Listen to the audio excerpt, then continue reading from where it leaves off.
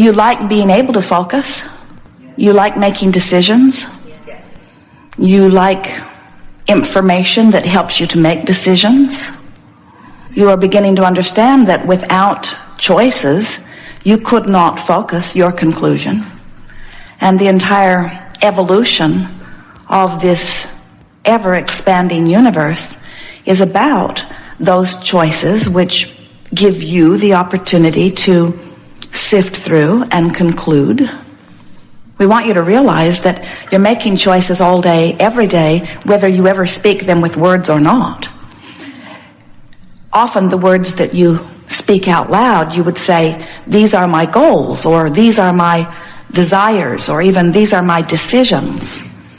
But you are offering that sort of thing all day, every day, and you're not necessarily talking about it. We would call those maybe preferences, inclinations.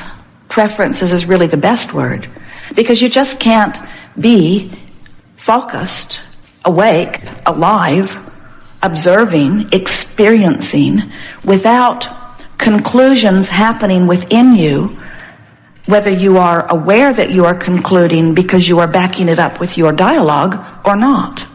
You just can't stand in any environment without it occurring to you at many levels of your being that there is an improved way of living this moment. You are wired that way, so to speak. You are leading edge creators, always reaching beyond the leading edge on which you are standing. And so the preferences that are born within you shoot out of you like rockets. In other words, you keep becoming whether you like it or not. You keep becoming. You cannot control this becoming. Life just causes you to continue to become. Now, what we mean by that is, you are in these physical bodies and you are magnificent beings, but you are so much more than most people think they are. Or as Esther likes to say, most thinkle-peep they are. You are much more than most people think they are in these physical bodies. You are source energy extending forward into these leading edge physical bodies. So as you are here in these leading edge physical bodies, having exposure to constant new experience, the selfish you, and that is a wonderful thing because you cannot perceive other than through the eyes of self, so your vantage point continues to conclude improvements for you, improvements for you, improvements for you. Now, we're saying that to you if you are the one-celled organism. We're saying that to you if you are a cell in a human body. We're saying that to you if you are the human genius being.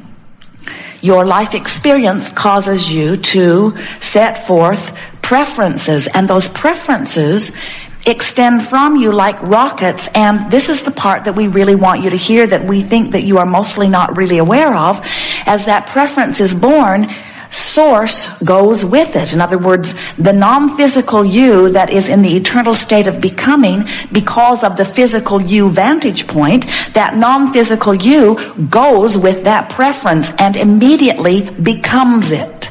That's why we can say to you accurately, when you ask, it is given every single time. Because in the moment that it occurs to you, even in the slightest manner, that something would be better, Source agrees with you about that.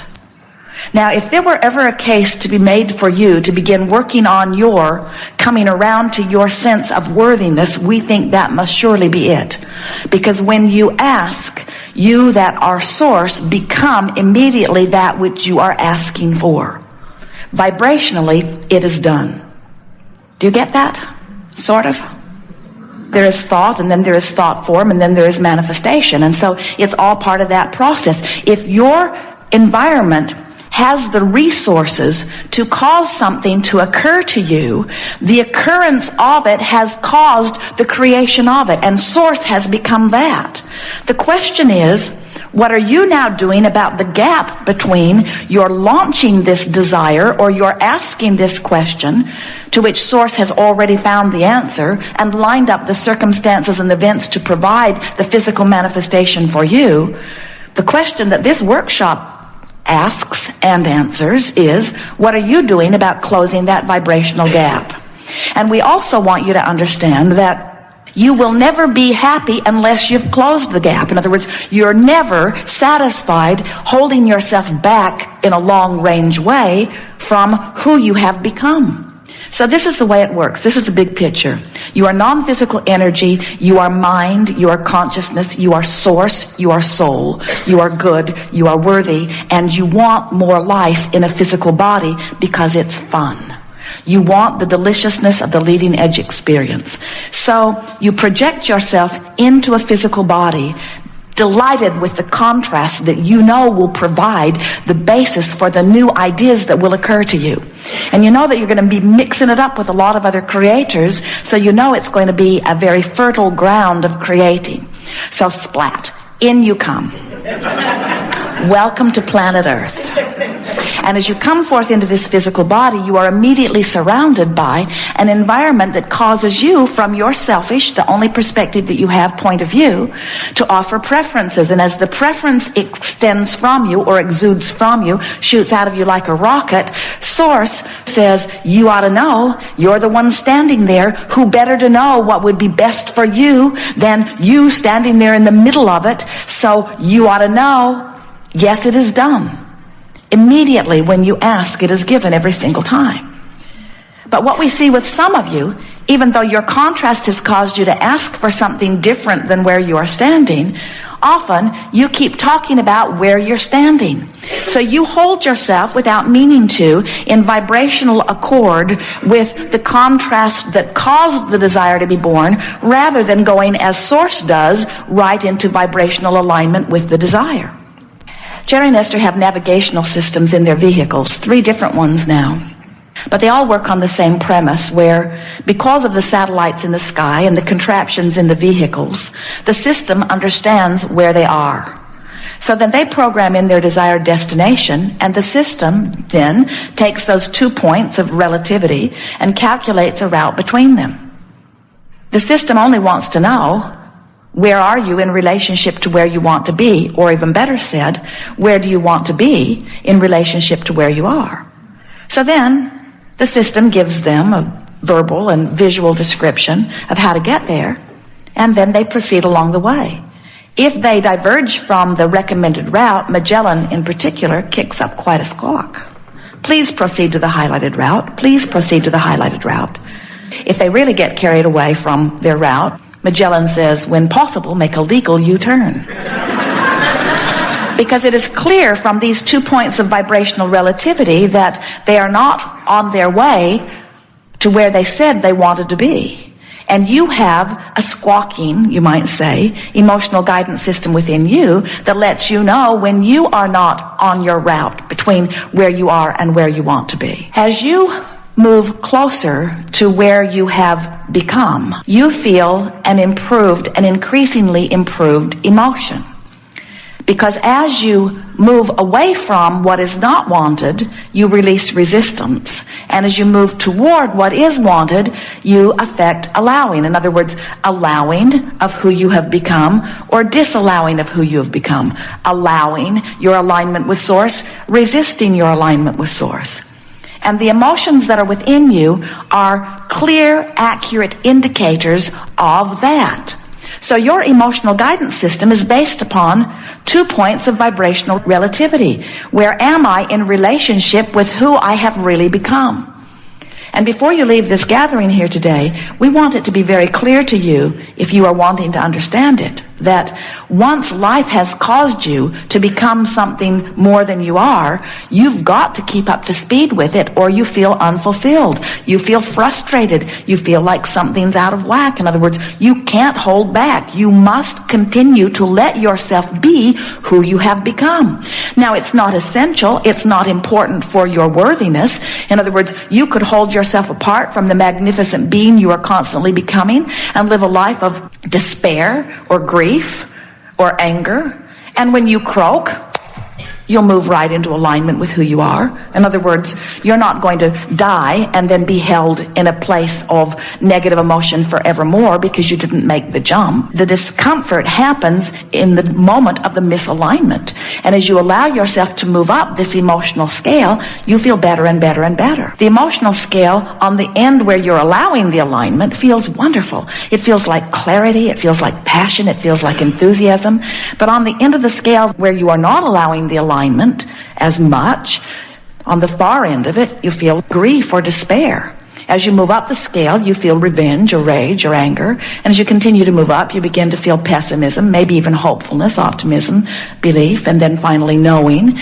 The thing that we most want you to hear is that when you make the effort to move in the direction of Source, you feel increasingly better. And the most important thing that we want you to hear that we do not think you are quite hearing yet is that once life has caused you to become this, that part of you, which, friends, is far and away the largest part of you, it is the dominant part of you, it is a Source energy part of you, that part of you who has become more because of your exposure to contrast is now calling you toward allowing yourself to fully recognize what you have defined through your contrasting experience that you prefer. Source is calling you. And when you answer the call of Source, you have improvement in the way you feel. When you hear Source saying, come this way, we want you to understand that it is you using your guidance system and moving in the direction of becoming who you really are. We also want you to understand that very often when you are in a fit of anger, you are not doing something wrong. You're on your way to who you are. In other words, do you understand that if you're in despair, Source is calling you toward your bliss, toward your joy. But if you're in despair, you can't hear the blissful call. So do you know what call you're hearing? The angry call. But it's still Source. It's still Source saying anger is a step in the right direction toward the frustration, which is an even stronger step in the right direction, to hoping, which is an even stronger step in the right direction, to believing, which is an even stronger step in the right direction, to knowing, which is there, you see. We see you. You are teachers to the very core of your being. Room full of teachers. That's what this family of Abraham is really all about. And we see you, even though most of you who come to these gatherings, the low end of your scale averages around overwhelmment and frustration. And the high end of your scale is up there in bliss and joy and appreciation. And you don't move much below that very often. You can, but you don't stay there long. And so, for most of you, it's very easy for you to dive into one of the processes that we or someone has offered that helps you to move easily up the emotional scale as you leave resistance behind. But you are teachers sometimes of people who are nowhere near frustration. They'd give anything to have a life like that. They are in deep despair. They're in fear. They're in trauma. They truly feel as if they are victims. And so, we're wanting to give you some insight into how to coach some of these people up the emotional scale.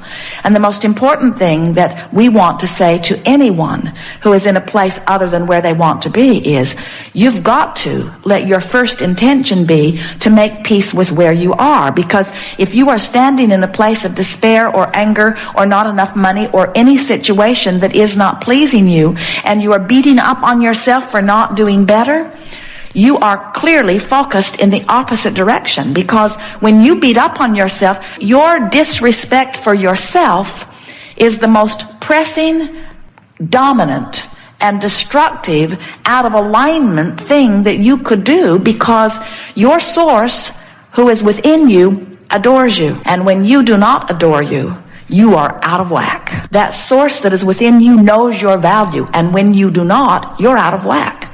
That Source that is within you is so confident of the perfection of your beingness that when you ask, it is given. Source does not say, well, now let's think this over. You might not be asking for the right thing. Source knows that nobody could ask better than you.